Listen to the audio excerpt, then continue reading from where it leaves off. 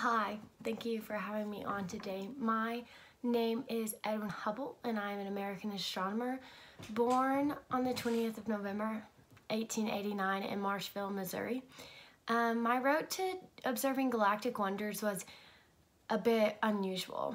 About 6 years into college, I began teaching and coaching in Indiana until I decided to go back to school. This time studying astronomy at the Yerkes Observatory in Chicago. After this, I was offered a job by George Hill in an observatory near Pasadena, California. Soon World War I began and I enlisted in the infantry, quickly earning my way to major. Finally, in 1919, I was able to return to California, where I made most of my galactic discoveries. It was 1922 when I started to identify Cepheid variables, which are just a class of stars known for their longevity and luminosity. So I used them as a candle to determine their distance from Earth. After years of observing and writing all this down, I concluded that these stars were 1 million light years away, and just thinking about that, there's no way that they can be a part of the Milky Way galaxy. It's way too far. So this kind of shook the scientific community up. One guy, Harlow Shapley, really gave me a hard time because he made his reputation by measuring the size of the Milky Way. But I prevailed, and I found a way to classify galaxies by grouping them according to their appearances in photos. I focused on 3 galactic types: elliptical, spiral, and Baird. They call it now the Hubble sequence, obviously after me. Still, I just felt the need that I needed to know more. So I used a recent concept of the redshift of galaxies, which measures recession speed.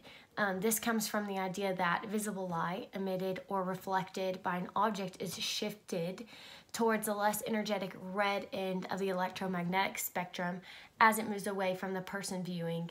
My measurements with Besto Slifers showed a rough proportion of the object's distances from their redshifts. This led to my statement, which is now known as Hubble's law, that states the greater the distance between any 2 galaxies, the greater the relative speed of separation.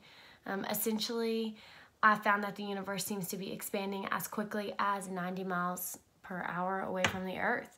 I nailed down a constant, but it seems that there was an error that was just too great that other people found. So we'll see where that goes.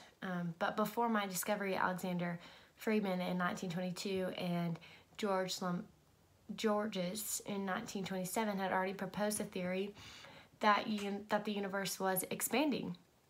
But in the meantime, Einstein seemed to think his theory of general relativity applied to everything except the universe. So he even developed a cosmological constant into his equations because he was unwavering in believing the universe was static, was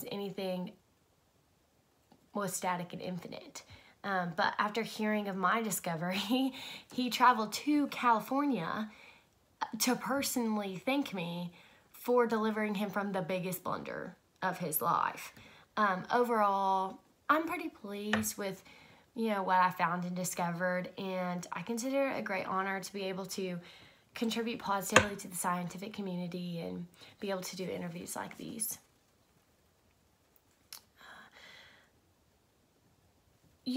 As a kid, I was always interested in space, and that curiosity continued into my later life.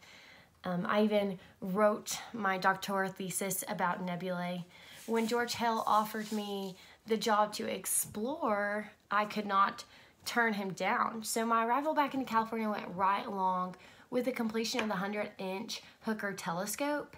And with new technology like that, how could you not want to observe undiscovered objects, unheard of distances into the universe? I wasn't particularly trying to find something specific as much as just making observations and being curious about a world we have yet to discover. we were specifically at the Mount Wilson Observatory near Pasadena, California, when all of the experiments and discoveries happened. So as I said before, shortly after I was offered the job, World War I began. It was crazy around the world at that time just thinking about it, but I knew I had to serve, so my entire life hit the pause button. Luckily, I was deployed more towards the end of the war when we were securing the win. So I came back in the summer, as I said before, of 1919, and America was booming. But about 10 years ago, the stock market crashed, and people have not been doing well ever since. But I have faith in FDR, though it seems that we might be getting into a war again with the Germans soon. Yeah, so working on this project was my good friend and assistant, Milton Humanson. And he just helped in the discovery of proportionality of objects' distances from their redshifts, but you know, only one person can look through a telescope at a time, So my role was, obviously, I was a leader in these discoveries, and I saw something and I pushed to explore it. With some help from previous findings, I was able to put what I observed and what others found together to produce some massive discoveries. And, you know, I just wanted to. You know, I was curious, and I just felt like I needed to pursue this.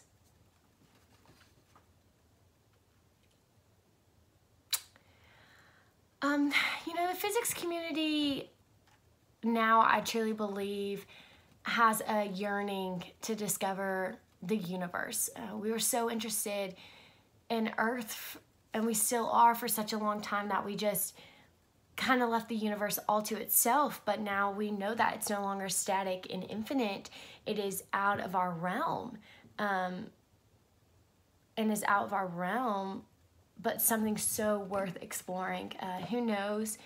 Maybe someday a man will be sent to space, or astrologists will be taken seriously enough to be considered to win the Nobel Prize. But there's just far more out there than just this Earth, and I hope and I think that my discoveries will push others to not just look at the stars, but look past them.